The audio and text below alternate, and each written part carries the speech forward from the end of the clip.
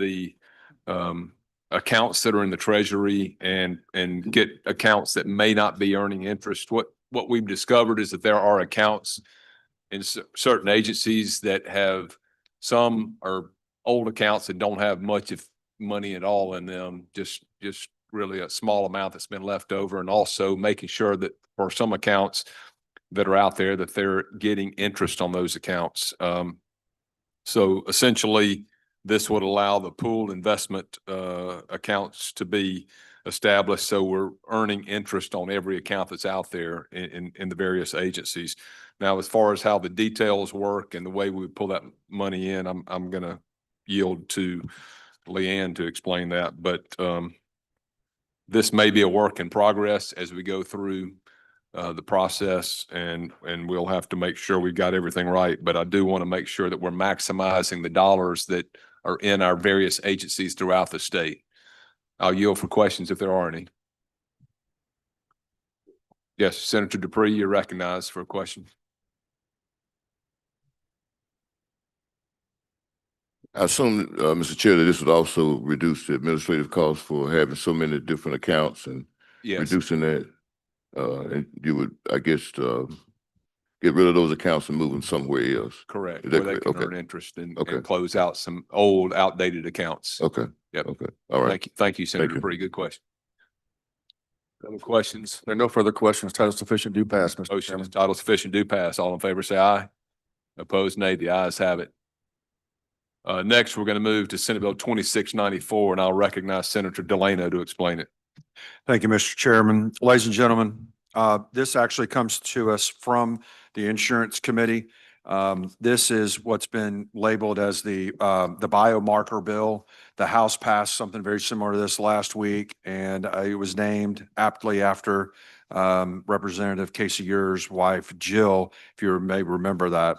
This provides for mandatory biomarker testing for the purposes of diagnosing, treating, and appropriately managing an ongoing monitoring of an enrollee's disease or condition when the testing is supported by medical and scientific evidence. It requires that a nationally recognized clinic practice guidelines are followed for these purposes. This will be for all health insurance policies written in the state after, I believe it's September 1st of 2026. If there is a denial of testing or a denial of treatment, there has to be a written criteria for the reason why it was denied. And it also has some testing requirements that are in it to provide some reporting back to the legislature for that. Sections 3 and 4 are just conforming language.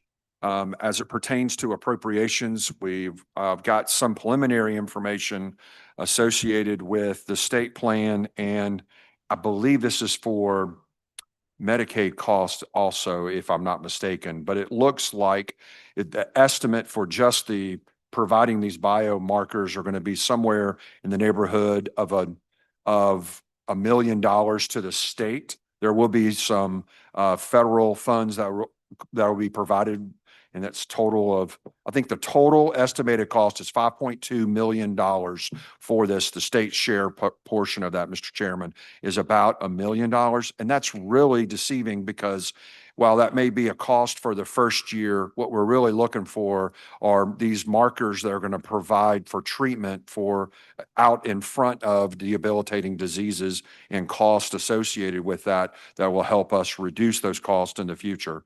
So, Mr. Chairman, that's an explanation of the bill. I'll yield for any questions.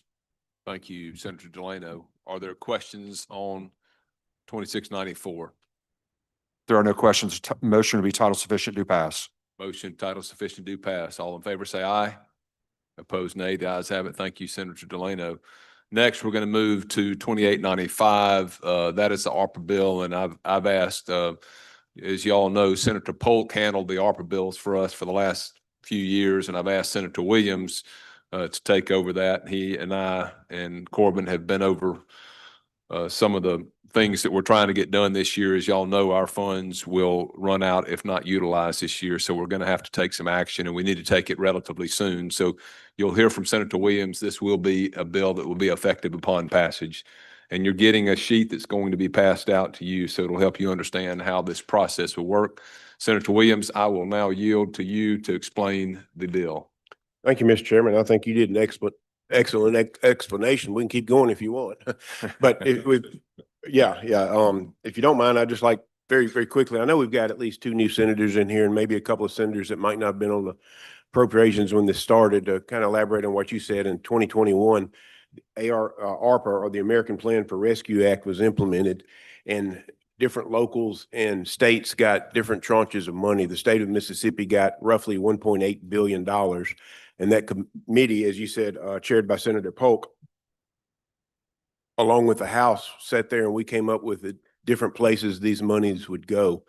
As we fast forward to 2026, the deadline for these expenditures to be done is the end of this year, December 31 of 2026. And I want to make it clear, this bill has one single purpose as I see it. It's not to send any money back to Washington, D.C. And we're trying to make it as simple as we can to pull back the money that will not be expended and get it in locations that we can spend the money before December 31 of 2026. One thing that we do initially is we're bringing that date, instead of December 31, we're bringing it back to September 30th. We're going to bring it back in. We're creating what I'm calling are 3 buckets that we're going to put the money in. There's $162 million left in the lost revenue that we can allocate there. We're going to take the first $100 million will go to MDOT. As we know with ARPA, I think last year, we allocated that to go where they had work that they could do that would meet the deadline and the criteria. That will be the first $100 million. The next $62 million will be in lost revenue, as I alluded to a moment ago. This is approximate $62 million and change. That will be allocated to the insurance, which will hopefully offset any insurance increases. Every year we've got insurances that are going up a lot. Anything over the $162 million that will come in, we know this will happen after we're out of session. We're empowering DFA through the leadership, the discretion of the governor, to spend those monies on other areas that are approved under the ARPA guidelines. How do we bring the money back in here? And I know we've had some consternation with money that's coming back for projects that may have been allocated for, but that they can't be completed. The first way it's coming back is voluntary. There are entities that are out there that had allocations and they couldn't fulfill them. I've got a water district water utility in my district that had been given over $1 million for a well, but there was no way the well could be drilled by December 31. So they knew that wasn't going to happen. They voluntarily allowed that money to come back in. The flow chart that you've got here kind of talks about what has to happen or what would take place before that money has to come back in and be allocated. You've got to miss 2 months of reporting. If you look at this chart and it goes through it, there's the reports, the reimbursement requests, the subgrantee has to provide monthly reports, activity reports that are going on. The absence of doing these in 2 months would be a qualifying condition to bring the dollars back in. The first month that report isn't filed, they'll be notified by DFA that they haven't. So in essence, they'll get a late notice. It's not like you got there all of a sudden the money is coming back. The second condition would be is if you had 2 consecutive months of not making a reimbursement request. So obviously, people that are out there working on the projects, that's going on as it should. If you've got people in your districts, as I will do in my district, is making sure we've got things in process. They're going through this. They're going to get these things done on time. Definitely suggest nudging everybody that you can to make sure they're in process.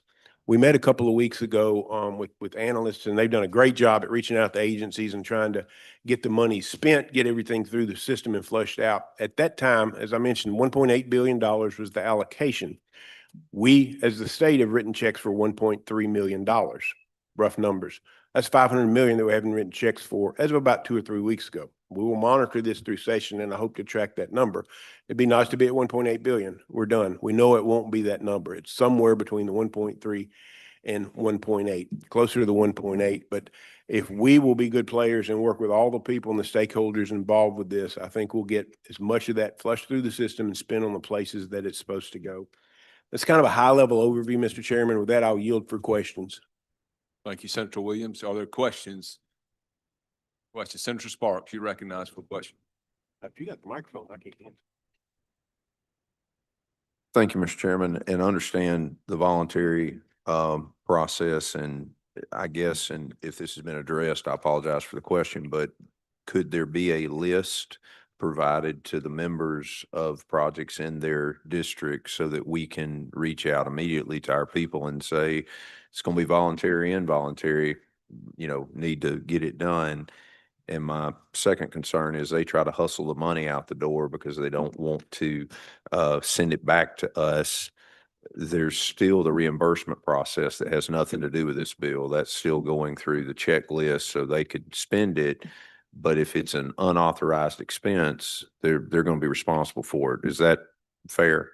Yeah, I'll let Senator Williams answer first, and then I've got a response too. Go ahead, Senator Williams. And then I guess the last thing I would ask is, for lost revenue, if there's a list of eligible uses, I kind of understood lost revenue was pretty open-ended. Your first question, as far as the list, yes, that has been requested. When we met a few weeks ago, we think there are a lot of reimbursements that are sitting, waiting to be paid, and Kawana wanted to flush that out before we get that list to everybody so that we can have that. DEQ and Health Department, I think, is where most of these lists would come from with our cities and counties, is where we spent the grant funds out there.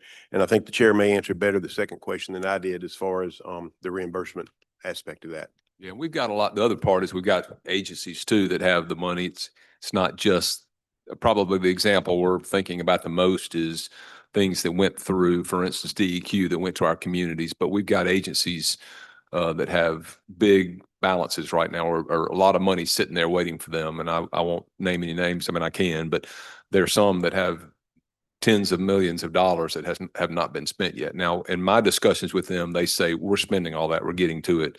But I think as Senator Williams talked about, having these reports come in quickly and a good explanation, we're not going to allow an agency to get to the 11th hour and say, uh-oh, we don't have enough time to spend this money. If they're not getting the information in quickly, we're going to have a point where we have to say, time out, it's too late. We got to get it back in so we don't send it back. Thank you, Senator Sparks. I have a much more detailed breakdown and be glad to spend time with anybody on any of that if you'd like as well. Okay, Senator McClendon, you have a question? Yes, Mr. Chairman, thank You're you. recognized. Senator Williams, the ARPA money that was allocated to the municipalities and counties, is that the money we're talking about that will be pulled back, that they're not being able to spend? Did I understand your question? You're talking about ARPA money allocated to the counties and cities from the federal government or from the state of Mississippi? State of Mississippi. Yes. The counties and cities had tranches of money that were allocated to them that went straight to them from the federal government. I am not talking about that. I'm talking about the sums of the $1.8 billion through specific agencies that were given out in grant forms. That's what I'm talking about, sir. And I'm all for the state being able to do something with this money. Thank you for finding a way. But were cities and counties, did they have a certain set of guidelines that they could spend that ARPA money on? Yes, they did. The specific guidelines is universal throughout all those entities. And was that just for water, sewer? Were roads included in that? If I recall right, originally in the ARPA expenditures, roads were not in it, but it was expanded at some point, probably in 22 or 23 to include some of that. Now, if we had grants that went through the health department, that was water only. Those monies could not have been expanded into doing that. If we had grants that went through DEQ, I think where it went to the cities, that would have been for that specific purpose. As we pull the money back here, home, obviously with MDOT having the potential $100 million to spend, that's where we had the allocation for roads to come in. Does that help? Like, for instance, a city that got a direct allocation that originally may have been sewer and water only, as the feds expanded that allocation to include roads, they could have at their discretion allocated that for roads. They would have had gone through a different application fee and let us know that they were changing their. No. My example was monies directly appropriated to a city or county. We're speaking through the monies that we did, and that would have been yes. I guess my issue, and thank you for doing this. And thank you for for MDOT being able to get the money.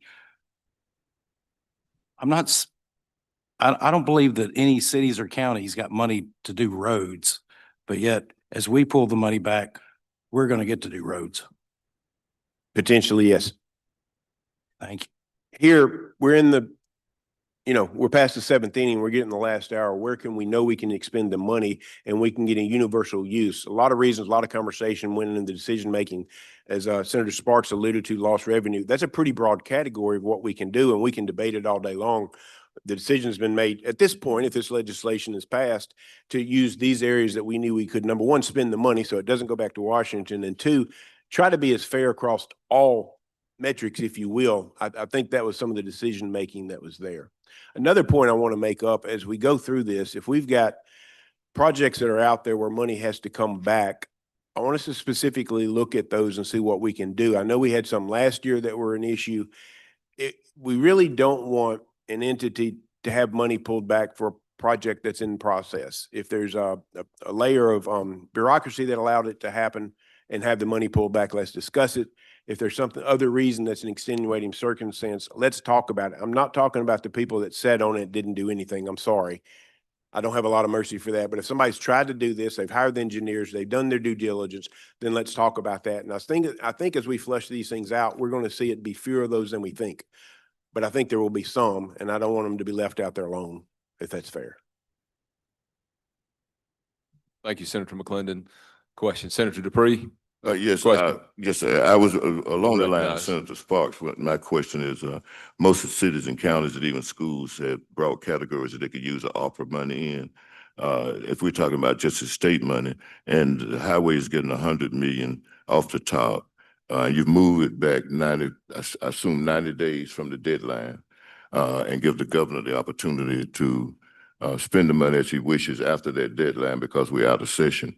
Is there any opportunity that some of these cities that maybe started a project and didn't finish or have projects that could be used, could use that money? Is there a possibility that money could be used in these cities and counties for other opportunities like roads or whatever else? I think for the sake of expediency, we pulled it back to the state because we know the mechanism through MDOT is in place and can do that. I think it becomes maybe, maybe not if we go specifically to the locals. If I may have heard in that question, if we have projects in process, the last thing we want to do is pull that money back. And I think where you've got the cities and the counties that have these projects in process with the engineering and the structure in place to go, we're not going to see that happen. Like I said, I'm not going to say it's going to be zero, and we want to talk about the ones that come back. But we're here in February. We're going to September, and, nudging is not a bad thing right now. We're at a moment we can react before we get to the date that we have to pull the money back. And I think with that encouragement, and if we've got obstacles and delays, maybe we can help overcome them. When I say we working with the people in our districts, our constituents that we serve, and trying to figure out how to overcome that. Because all these things are present. And we minimize that as we go through this process. So the reason I asked that question, I know when we went through shovel-ready projects, when President Obama was there were many counties and cities that didn't use the money. And instead of sending it back, they gave opportunities for people who had started projects and didn't complete the project or had additional projects if they were shovel-ready to use those funds. And I was wondering if we could do the same thing this way. I think that we've got it structured now. We would not if they're not already in the pipeline, so to speak. Thank you, Senator McClendon. Other questions? Senator Norwood. Mr. Chairman, last year, we had a couple of projects, I think, that were where monies were appropriated, and somewhere along the process, there were some challenges, and those entities were not able to recoup that money. Would they be eligible to reapply or resubmit to try to get, I think the project has already been completed, but there were some challenges in getting reimbursed for those dollars. Was this ARPA projects? I believe it was. Oh, you're talking about the one, oh, I know what you're talking about. The ones where they didn't complete their applications properly or their procurement properly. And so we had a handful up in Northeast Mississippi and one here in Hinds County and a handful of others. Is that what you're referencing, Senator Norwood? Correct. Yeah, I don't, what we have done in the past, and this is going to be for the legislature to decide as a whole, but what we did in the past was, some had applied, we didn't do it last year. We didn't have a CapEx project bill, but the previous year, there were some that got their funds through the CapEx project bill. And to, again, this is a legislative decision. This isn't necessarily an appropriations or my decision alone, certainly, but I think that's where you look. I don't think there's anything in this ARPA bill or committee sub that we're looking at that would change that up in any way. Because again, those were ones where there were technical reasons, I suppose, if you want to call it that. Some just didn't complete the process right to procure the funds. And so I think they'd be looking at other sources.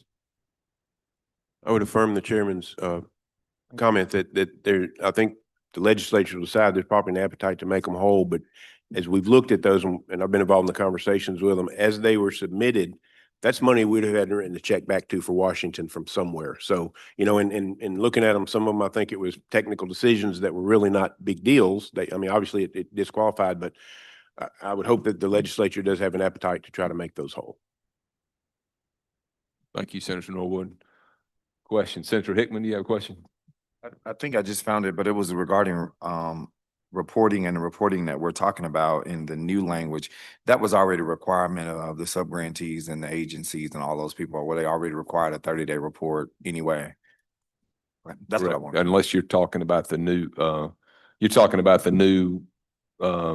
There's new language that reports. mentions a report. I don't think it defines it, but I'm thinking the reporting is already in law. We're now just saying if they miss 2 consecutive reports, that's a way that's a reason for us to claw back funds. Well, we're creating the two period monthly reporting periods. And if you don't follow those, then it'll be pulled back. Okay. Yeah. I think that answers my Thank question. you, Senator Hickman.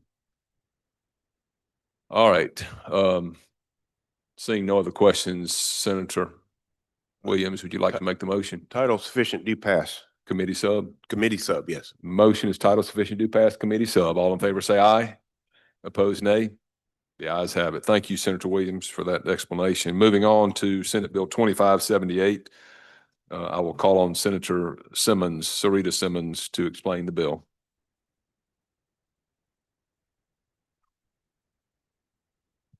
Thank you, Mr. Chairman. Ladies and gentlemen, this bill creates the Small Municipality Match Fund to help Mississippi small cities access discretionary federal and state grants. Many municipalities with population under 10,000 cannot access these funds because they lack required local match. This bill establishes a dedicated fund to provide the required local 20% match.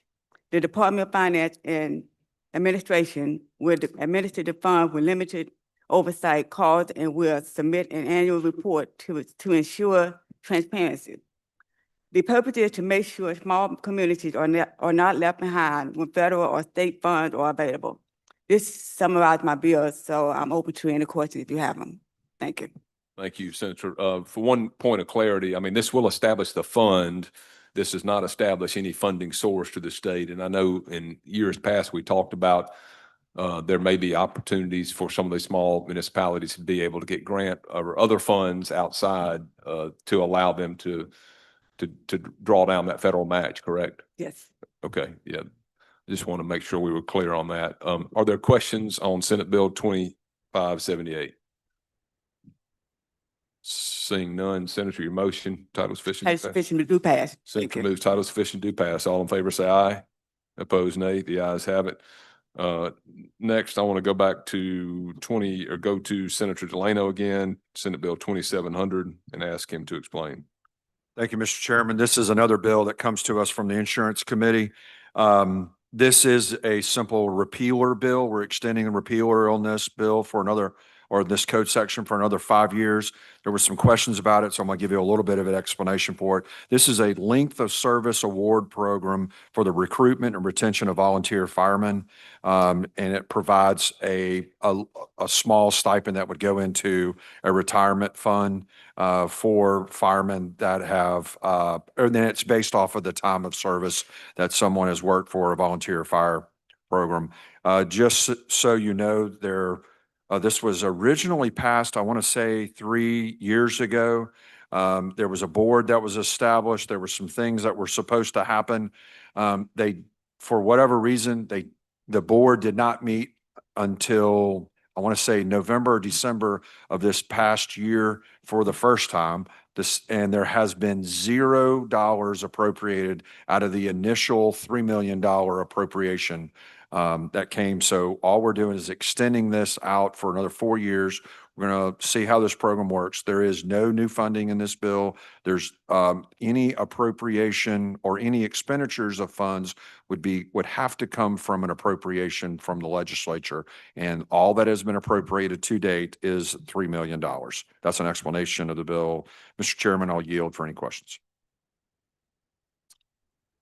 You may explain this, Senator, before I ask for questions, but there, was there a recollection there may have been a special fund, there may have been a source of funding that would supplement that initial 3 million that we put in of general funds? Again, this is a repealer bill, and I could not find anything in here, this repealer bill that had a reference to that, other than to say that the special fund would be created that the legislature would appropriate funds to.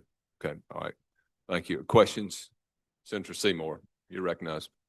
Thank you, Mr. Chairman. Has any funds been appropriated to any volunteer up to this date? So I want to make sure I understand. You're asking if there's been any disbursement of the $3 million. There's been 0 disbursements up to this date. So if in a situation where you had volunteers that were eligible for the last 3 years, but in this time frame, their county deemed to do away with their volunteer, would they still be eligible?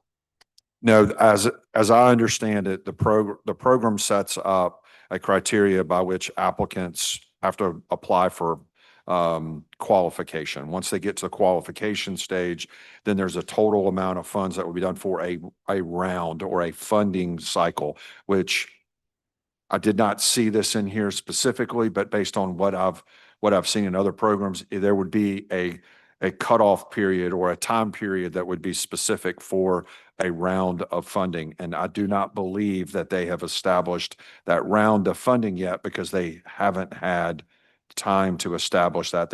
Their second meeting is scheduled for February of 26. Thank you. Thank you, Mr. Chairman. Thank you, Senator Seymour. Senator Boyd, you recognize for a question.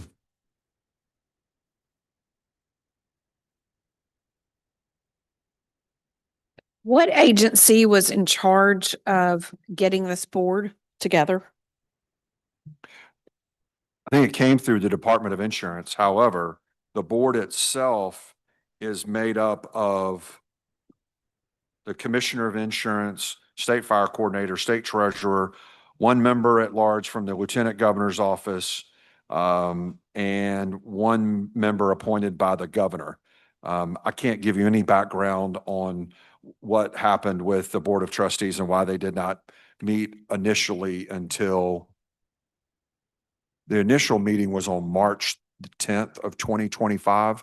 And I believe that there were a lot of data collection that had to occur before their second meeting, which, like I said, hasn't occurred, and they don't expect it to occur until February of this year, later this month.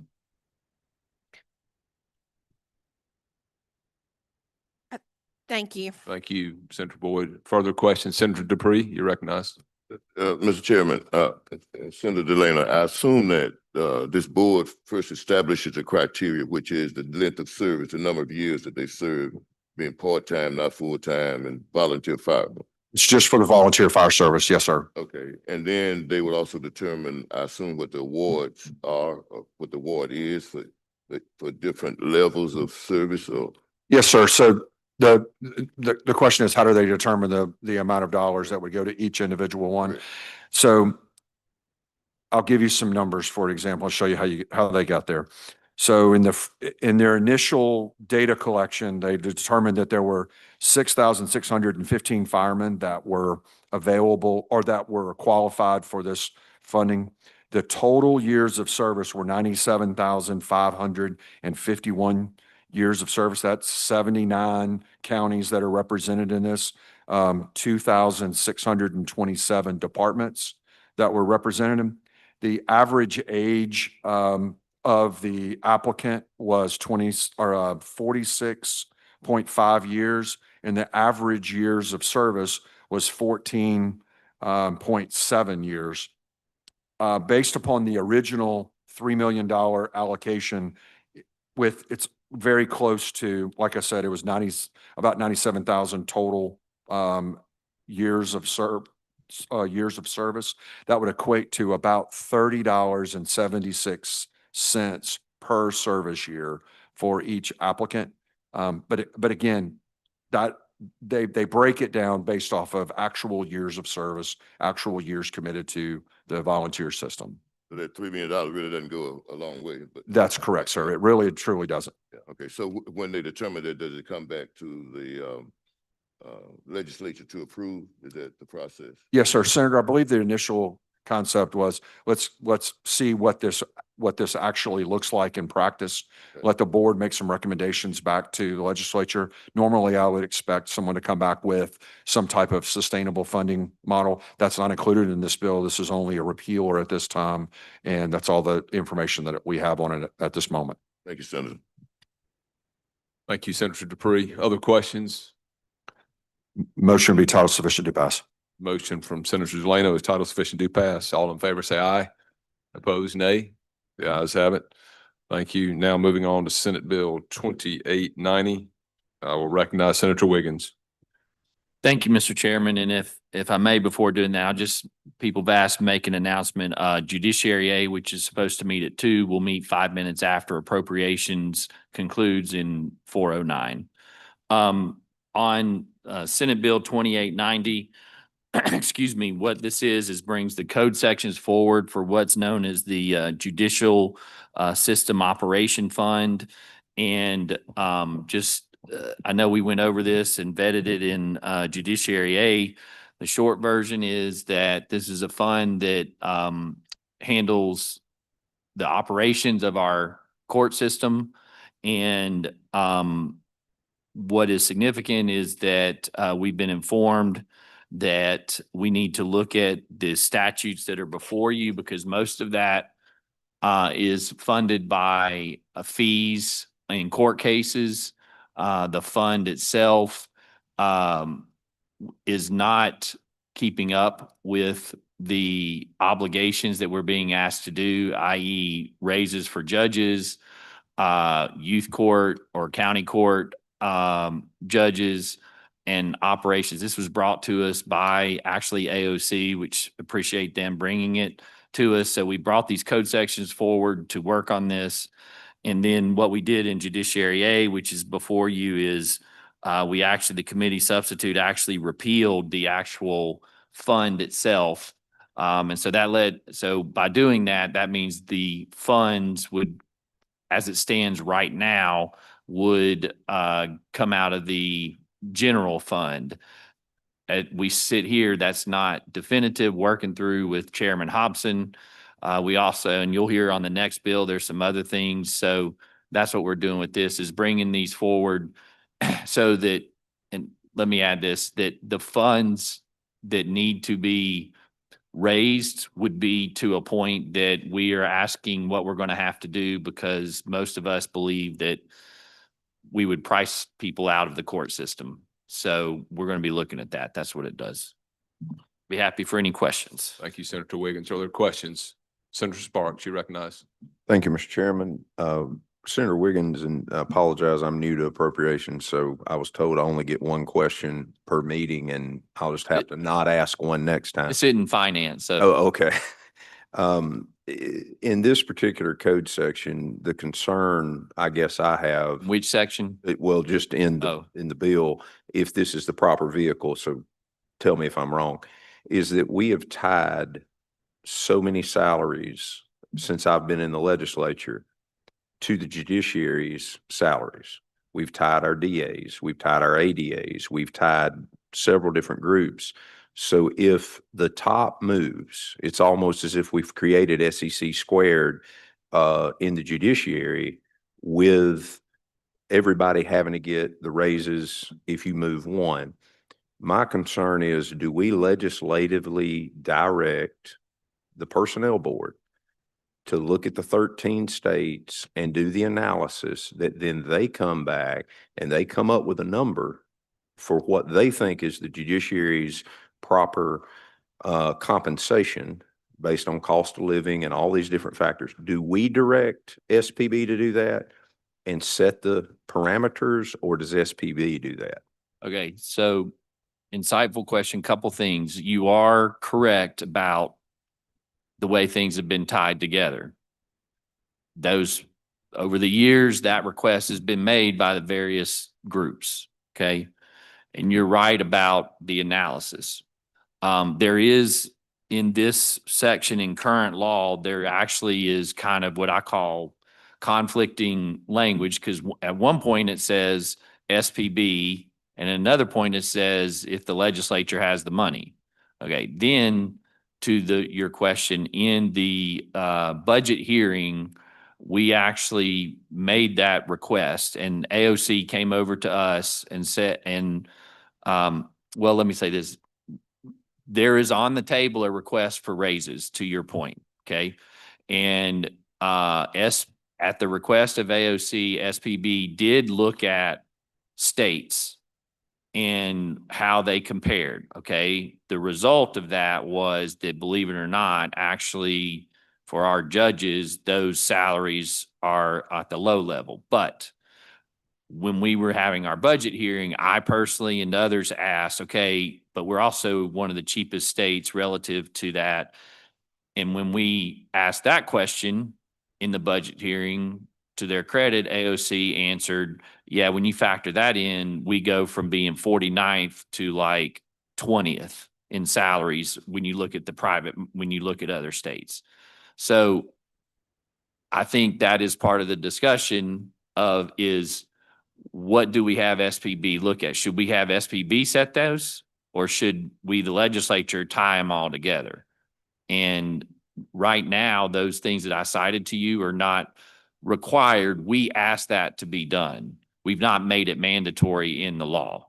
But to your point, those are conversations I've had with Chairman Hobson, is going forward, what is the way we're going to do this? Well, and because if you look at the other salaries we set forth, we have two pay scales that I'm aware of, is K-12 education and Mississippi Highway Patrol, that we've put a salary schedule. Everybody else, pretty much, we've tried to move to SEC squared, but because we've tied so many people together in the judiciary, if there's confusion at the top level that they believe they can take a recommendation from an agency and implement a pay raise and then look over here across the street and say, fund this. We don't do that in any other area of government. And I would love to work with you on that. I see that as being a multi-million-dollar concern that we have no control over, even in a bad budgetary year. I think your concern is valid.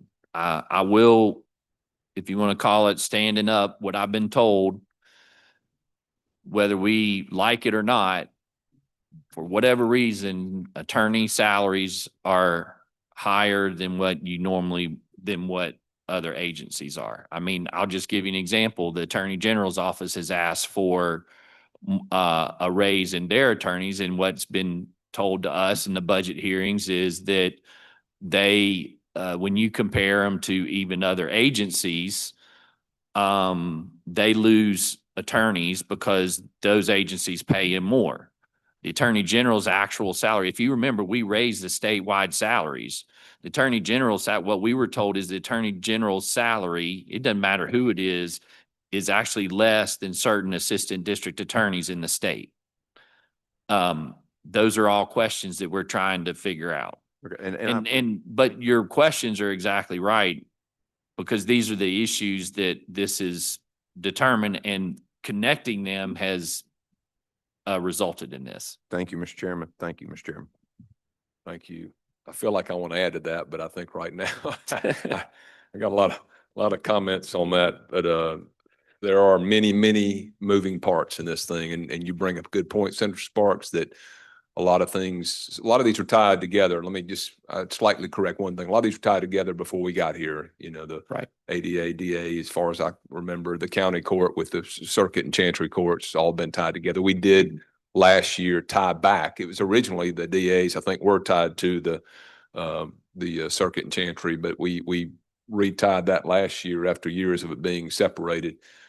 So there are many moving parts, and you're right. You make one little change and it affects a lot of things. And certainly with the AG's office and attorneys and trying to balance DAs versus AG and the cap on employees working, making more than the director or the head of that department or agency, it creates all kinds of challenges. And I told Senator Wiggins this before this session. I said, this is going to be not just because of pay raises, but because of the other things that are going on. One of the bills, be in a minute, there's a lot of stuff going on in his arena this session. You know, what we get to, I don't know, but we're going to look at some of it this year. But it really is challenging, and even some maybe cleanups and redistricting from last year too. So there's a lot happening there, and I say that maybe it's a matter and a point of sympathy from my colleague here to my left. But thank you for the My questions, wife and I think those asked are for the good job. points.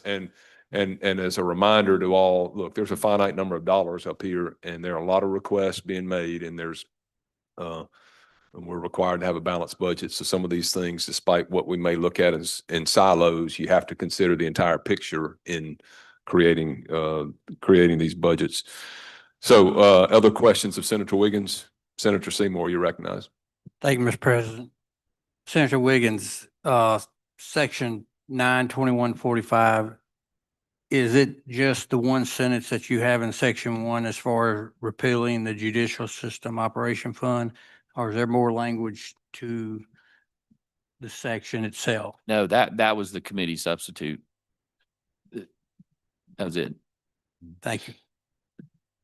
Thank you, Senator Mr. Chairman, and Seymour. oh, sorry. Yeah, Senator Wiggins. Well, my motion is going to be title sufficient, do pass. And just one comment to the chairman's comment is that that all of that being said is accurate, but as we've seen, because in the realm of the youth courts and other things, we've added attorneys in certain places, and that has actually made the system run better. And I know people may not think so, but attorneys have value when it comes to systemic things. So I think part of that is right sizing some of this as well. So with that, title sufficient, do pass. And your motion, Senator Wiggins, you got a motion on this? Title sufficient, do pass. Title sufficient, do pass committee. So all in favor, say aye. Aye. Opposed, nay. The ayes have it. Let's skip over 2728, go to 2314. I'll recognize Senator Suber to explain. Thank you, Mr. Chairman. This is a bill brought to us from our friends at DPS. There's a few sections in here. We need some cleanup language. In section 1, it refers to perforated sections of a revoked license. We don't have those anymore. Now we're talking about orders from a trial judge. In section 2, on lines 58, we're instead of using the Mississippi Highway Patrol, we're putting the Department of Public Safety. And the money from these funds can be used to purchase vehicles, equipment, and weapons. Equipment, weapons were already in there, so we're adding the word vehicles. In section 3, this is kind of the same thing. We're instead of using Mississippi Highway Patrol, we're adding the Department of Public Safety. In section 4, we're removing the name Jackson, Mississippi, because our new office headquarters at DPS is not necessarily going to be in Jackson. It just says the Office of the Commissioner. Going into section 5. stating we're going to use first-class mail or a notification made by a person's duly issued mobile identification, instead of the word certificate of mailing. And moving on to section 6, very similar to what we're going through. It's going to say Mississippi driver's license law instead of the highway patrol. And in section 7, removing the names Jackson, Mississippi again. And then in section 8, we're going to repeal this section because it required to prepare videotapes for the educational TV. I don't think we really have videotapes anymore. I think I think that is extending the bill. Be happy to answer any questions. Thank you, Senator Super. Are there questions? Title Seeing- sufficient, do pass. Motion is title sufficient, do pass. All in favor, say aye. Opposed, nay. The ayes have it. And then we'll go back to Senate Bill 2728, and I'll recognize Senator Wiggins. Thank you, Mr. Chairman. And I'll start off by saying everything that Chairman Hobson said about the other bill, as did I, applies to this bill. And what this bill is, and let me say, the bill in committee, we made a number of changes and it has a reverse repealer in it. And as Chairman Hobson said, there's a lot of moving parts. This is the Chancery Youth Court Act. The first couple sections represent the governor's plan to make chancellors the judges overseeing and handling youth court matters. And throughout the bill, there's some other redirecting of obligations between AOC and the courts. I will state that to the things we were mentioning earlier, part of the funds that were being, let me back up. Most of our youth courts, in fact, all of our youth courts are county court in nature. And under the law, the county courts exist if a county has enough people and they choose to do it. And under current law, that the counties are responsible for the cost of that. What we have determined or found out is that the state has been paying a certain amount of cost, definitely for the youth court judges, and in some instances, probably even for the staff. So in essence, we've been paying for 65% of the youth court judges' salaries that are county court, even though county courts under the law are responsible for those payments.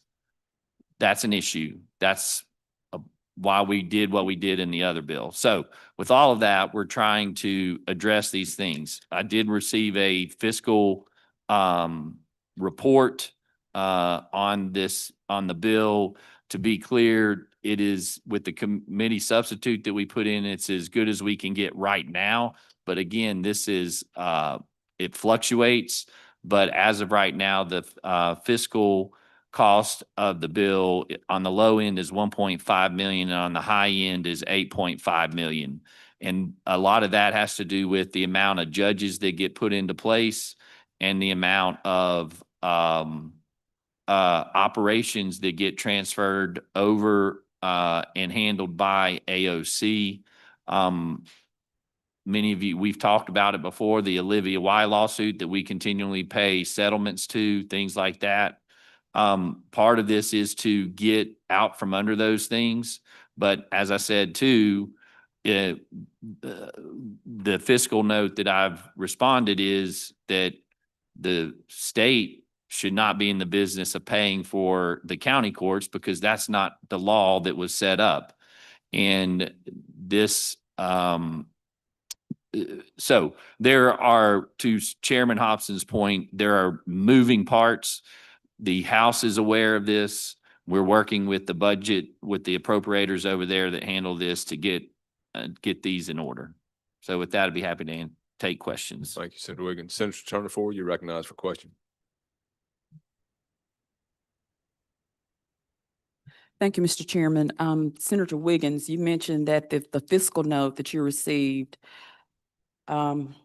establishes, well, approximates about 1.5 million on the low end and then 8.5 million on the high end. Correct. Does And that, that depends on whether we decide of 6 to 20 chancellors. And mind you, I should say this, that the governor in his EBR, I think he put in 15 and put in, he recommended 12 million funds for these chancellors.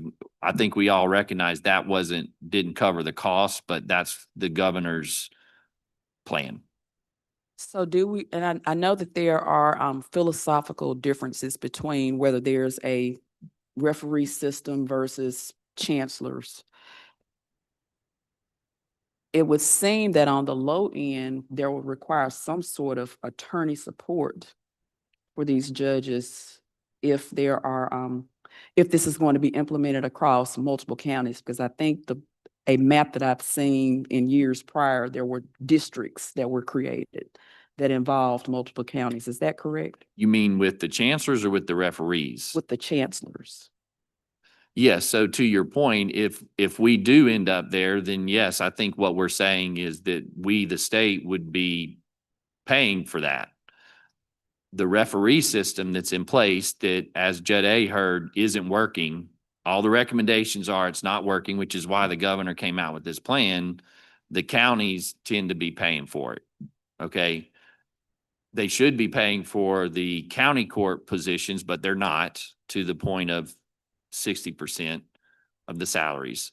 And so I have said to those interested that if the state are going to do it, then we need to do it right and not set things up to fail. And to be transparent, we have been told that, where we've been up to this point, in a lot of instances, they've not been given the resources that are needed to address our youth in this state. Again, like Senator Hobson said, these things were here before we ever got here. We've been dealt a hand and we're trying to do it. So, but we also, if we're going to pay for it, we're going to pay for a system that we know can work.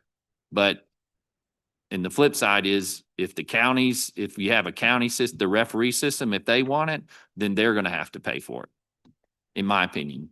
And this bill, the committee sub, also includes the language over in section 15 regarding the opening of youth courts. Is that language is still present? Yeah, yes, it hadn't changed. Mr. Chairman, I would like to be recognized for an amendment at the appropriate time. Okay, I'll recognize you at the appropriate time. Other questions on the bill?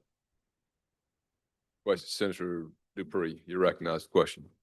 Mr. Chairman, I don't know if I have a question or just a statement. I've received, I think I sent something to Senator Wiggins as well, some emails from some youth court judges from around the state. I actually served as supervisor at 1.2 part of my career.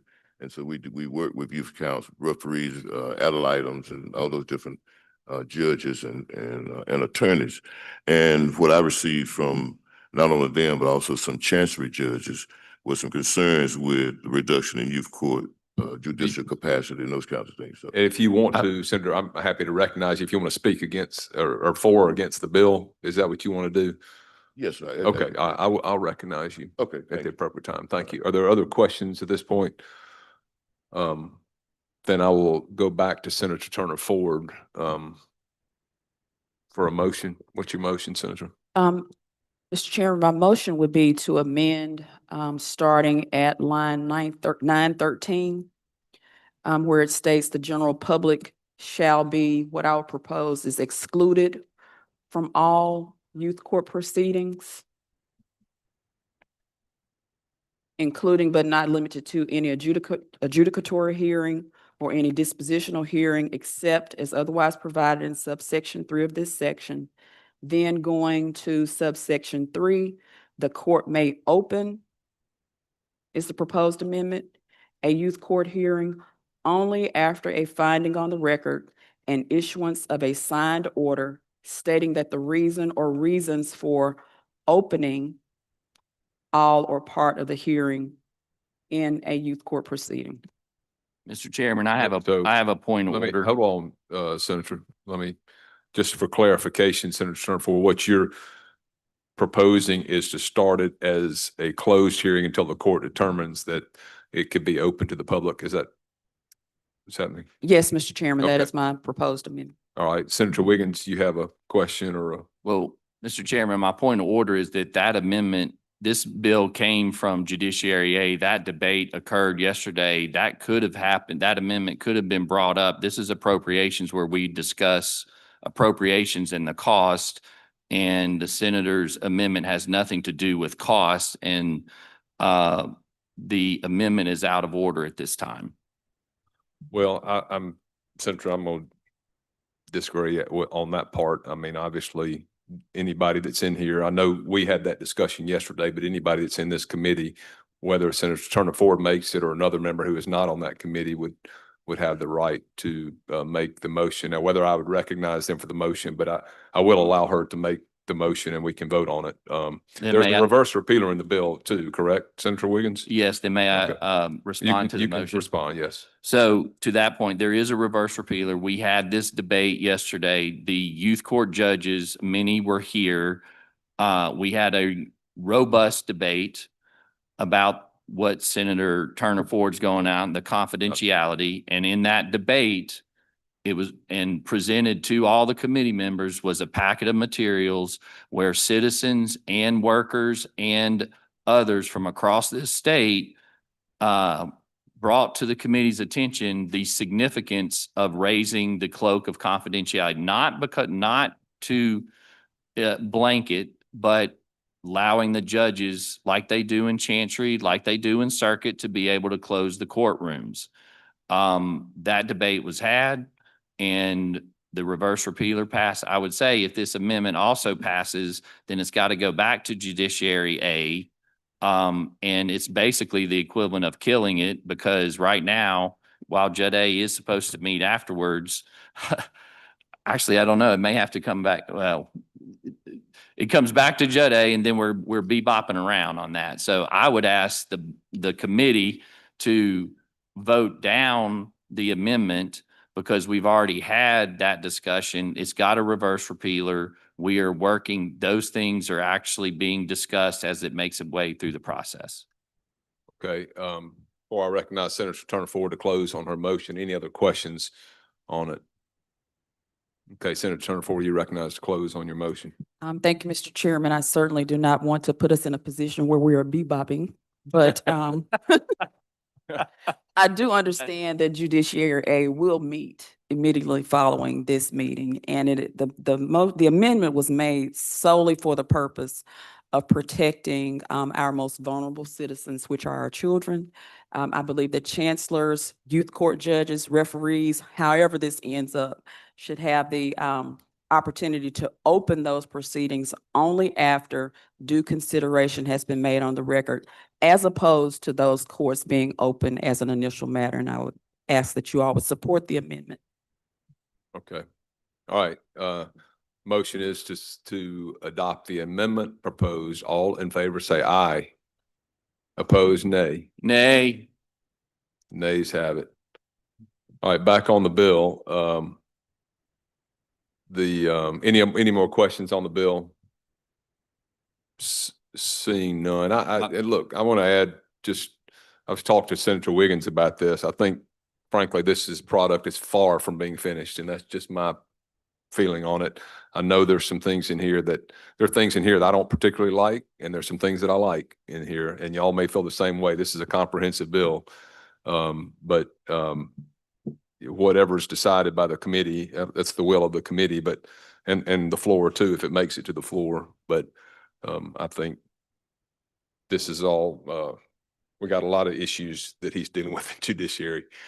So, Senator Wiggins, your motion is title sufficient to pass committee sub? Yes, Mr. Okay. Chairman. That's the motion. All in favor, say aye. Aye. Opposed, no. The ayes have it. That bill will be reported. We may have one or two others. At this time, I'll entertain a motion to rise and report. Rise and report. All in favor, say aye. Opposed, Aye. nay. The ayes have it.